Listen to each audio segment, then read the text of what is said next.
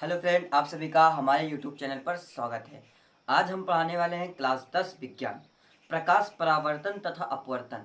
इस चैप्टर से हमारा आज का टॉपिक है अवतल लेंसों द्वारा प्रतिबिंब का निर्माण।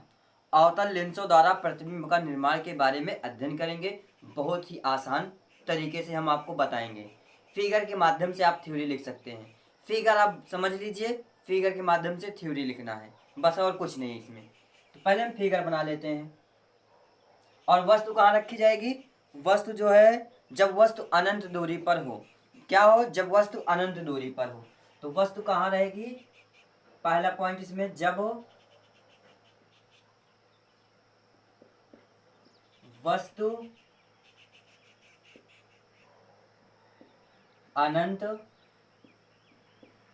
दूरी पर हो। जब वस्तु अनंत दूरी पर हो तो प्रतिबिंब कैसा बनेगा, कहाँ बनेगा और कैसे बनेगा? बहुत ही आसान है। अवतल लेंस किसे कहते हैं? अवतल लेंस पहले हम बना लेते हैं।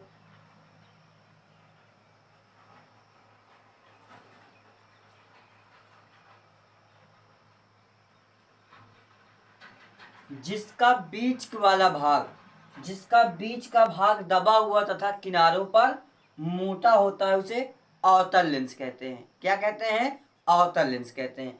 बीच में पतला तथा किनारों पर मोटा होता है उसे अवतल लेंस कहते हैं। ये अवतल लेंस हो गया। और इधर हम क्या करते हैं?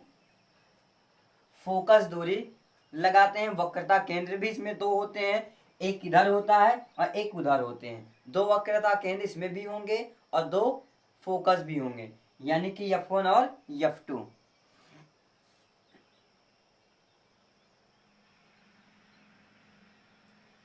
F1 2 और यहाँ पे होगा F1। इधर होंगे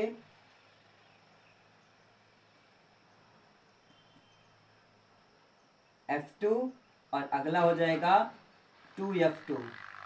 ये अब क्या होगा? वस्तु कहाँ रखी गई है? अनंत दूरी पर। बीच में इसमें एक लाइन धारी खींचा जाएगा जो क्या कहलाता है? गोली दर्पण के दो पृष्ठ, यानी कि गोली दर्पण के दो पृष्ठ इधर। और इस लाइन को इसलिए खींचा जाता है कि प्रकाशिक केंद्र को आपको जानने की जरूरत होती है। प्रकाशिक केंद्र यहाँ पे, ये जो केंद्र हो रहा है बीच में, एकदम बीच में, यानी कि अवतल लेंस के एकदम बीच केंद्र का है, मध्य केंद्र का केंद्र को क्या कहते हैं? प्रकाशिक केंद्र कहते हैं। अब क्या होगा? जब वस्तु अनंत दूरी पर यानी कि इधर रखी है तो क्या होगा? मुख्य अक्ष के समांतर आने वाली प्रकाश किरण, मुख्य अक्ष के समांतर आने वाली प्रकाश किरण, मुख्य अक्ष के समांतर आने वाली प्रकाश किरण लेंस से टकराने के पश्चात, लेंस से टकराने के पश्चात अनेक दिशाओं में क्या हो जाता है? प्रसारित हो जाती है, फैल जाती हैं। अनेक दिशाओं में क्या हो जाती हैं? फैल जाती हैं। अनेक दिशाओं में फैल जाती हैं।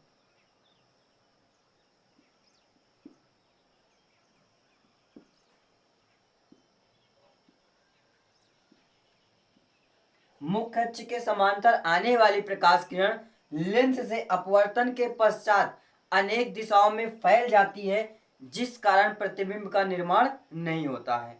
जिस कारण प्रतिबिंब का निर्माण नहीं होता है और वास्तविक प्रतिबिंब नहीं बन पाता। इतना क्या समझ में आया? अभी हमने आधा ही बताया, आधा नहीं बताया है।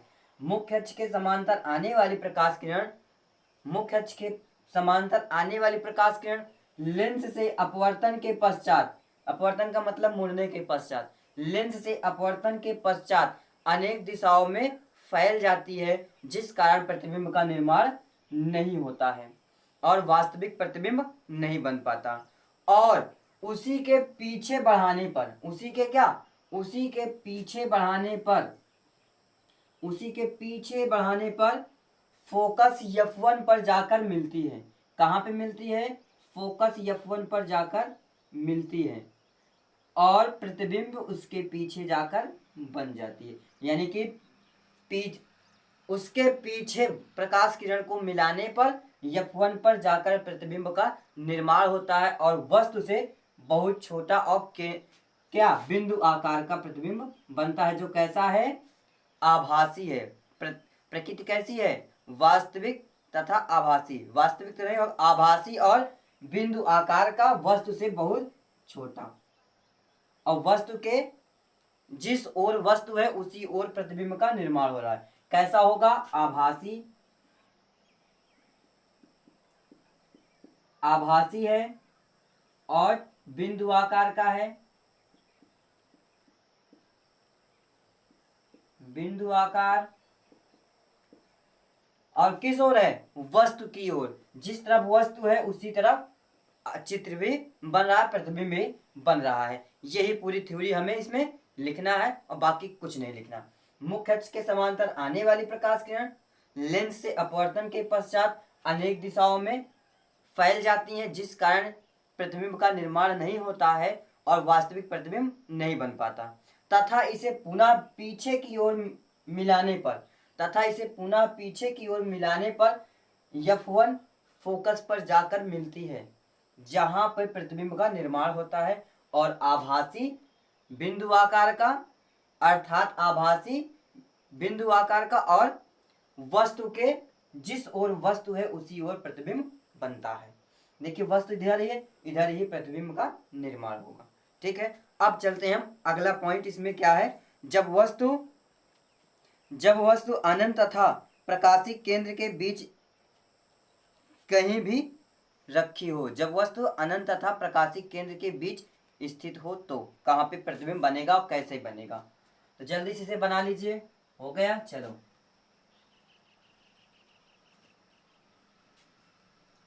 दूसरा पॉइंट भी बहुत ही आसान है, ज्यादा कठिन नहीं है, एकदम आसान है। जल्दी से अगर आपको समझ में आ रहा है तो जल्दी से चैनल को सब्सक्राइब करें, लाइक करें और बेल आइकन को दबाना ना भूलें। जब वस्तु अनंत तथा प्रकाशिक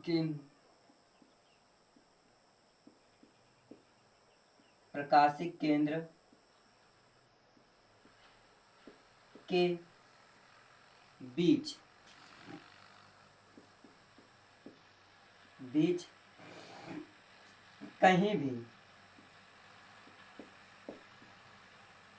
कहीं भी हो,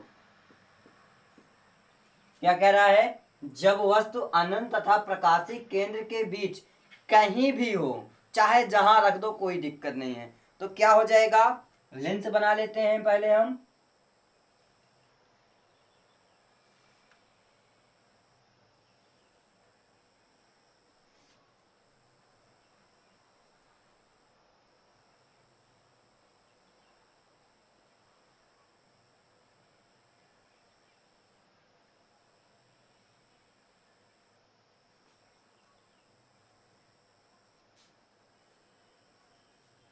लेंस आपका बन गया है। अब हम क्या करते हैं, वस्तु को रखते हैं।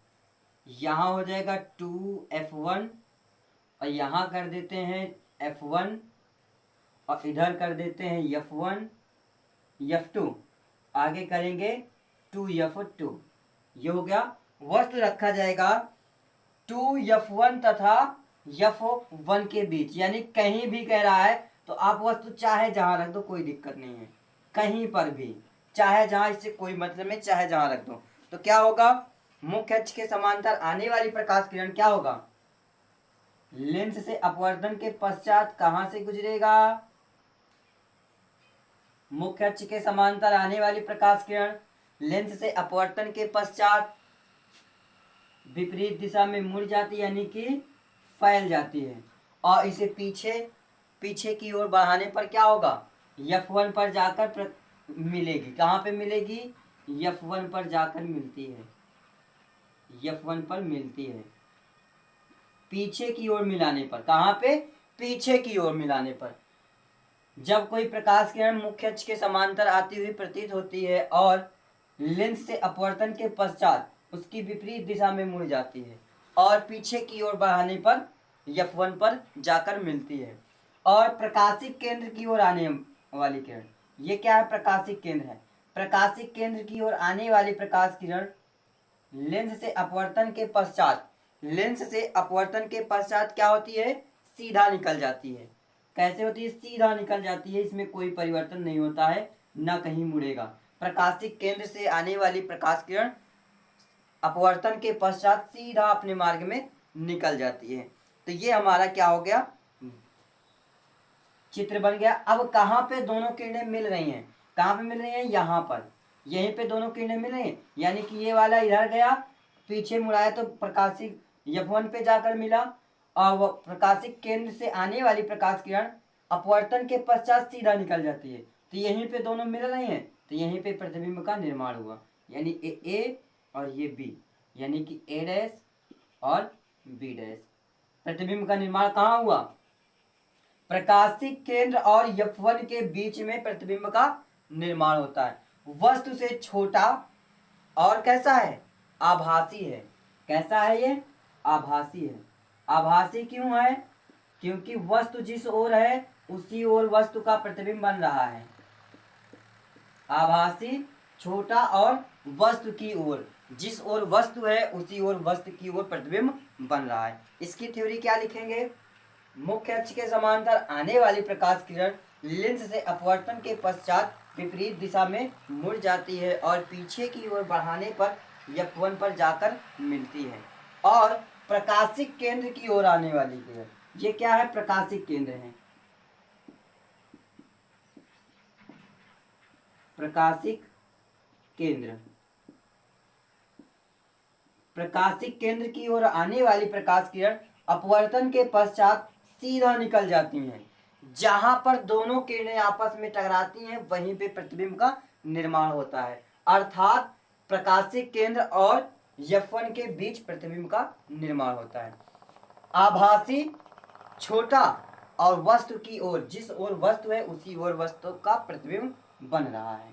देखिए वस्तु इतनी बड़ी है और प्रतिबिंब कितना छोटा बन गया, और जिस ओर वस्तु है उसी ओर प्रतिबिंब का निर्माण हुआ है, और जिस ओर वस्तु रहेगा उसी ओर यदि प्रतिबिंब का निर्माण हो रहा है तो वो आभासी कहलाएगा। ठीक है, यदि आपको समझ में आ गया हो तो जल्दी से हमारे चैनल को सब्सक्राइब करें, लाइक करें और बेल आइकन को दबाना ना भूलें, जिससे आने वाली वीडियो आप तक सबसे पहले पहुंचे। वीडियो में अंत तक बने रहने के लिए आप सभी का धन्यवाद। और अब चलेंगे हम क्या, चिन्ह परिपाटी की ओर, यानी कि गोली लेंसों के लिए चिन्ह परिपाटी का अध्ययन करेंगे। चिन्ह परिपाटी का अध्ययन क्यों करेंगे, क्योंकि इसी के माध्यम से हम सवाल लगाएंगे।